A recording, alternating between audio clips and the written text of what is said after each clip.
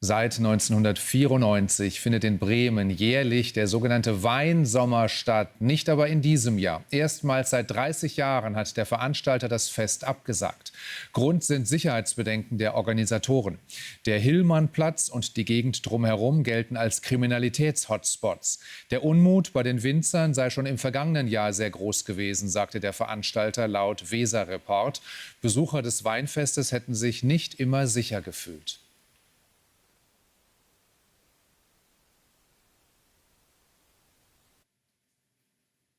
Darüber wollen wir sprechen. Aus Bremen zugeschaltet ist jetzt die CDU-Politikerin Wiebke Winter. Sie ist die stellvertretende Landesvorsitzende der CDU Bremen. Frau Winter, ich grüße Sie.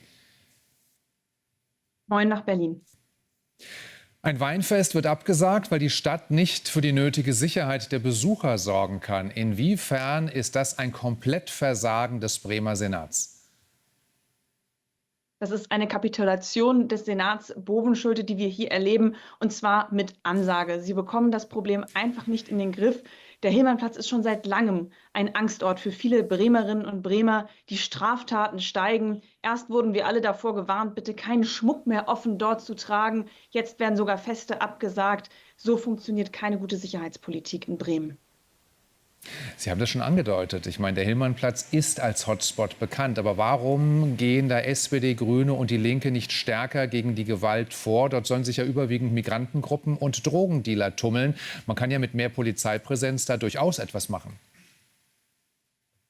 Auf jeden Fall. Wir sehen aber, dass der Senat Bovenschulte diese Priorität für die Bremerinnen und Bremer und alle Besucher, auch für Bremen, nicht setzt. Wir sehen, dass Bremen eine der kriminellsten Städte ist. Die Anzahl der Straftaten pro Kopf ist bei uns mit am höchsten. Und dennoch ist es so, dass wir keine Videoüberwachung bislang auf dem Platz haben, dass wir nicht genügend Polizistinnen und Polizisten haben in Bremen. Diese Priorität wird vom Senat Bovenschulte einfach nicht gesetzt, obwohl wir es schon seit langem fordern.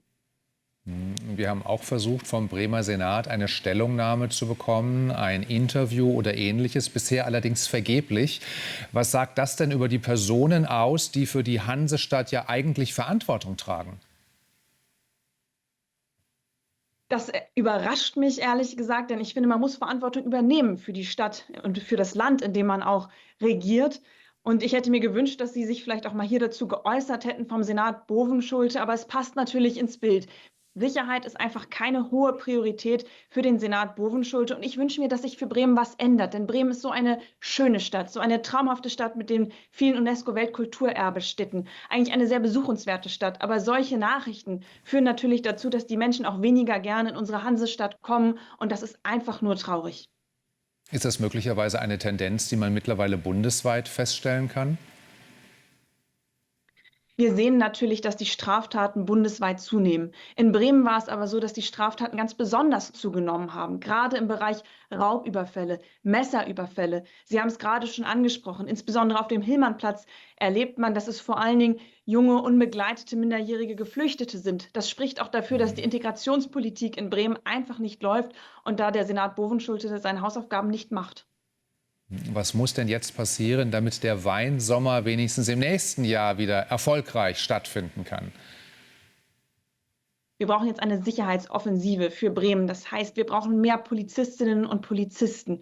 Wir müssen sie entlasten durch mehr Digitalisierung. Das heißt, dass wir es wirklich ungemütlich machen für die Kriminellen und gemütlicher für die Bremerinnen und Bremer. Dazu gehört auf dem Hillmannplatz gerade auch noch mal ein anderes Lichtkonzept, mehr Beleuchtung, vielleicht eine Videoüberwachung, damit man auch weiß, hier wird tatsächlich kontrolliert und Straftäter werden im Zweifelsfall auch gefangen, sodass sie gar nicht erst mehr dorthin kommen. Das wäre aus unserer Sicht jetzt angezeigt.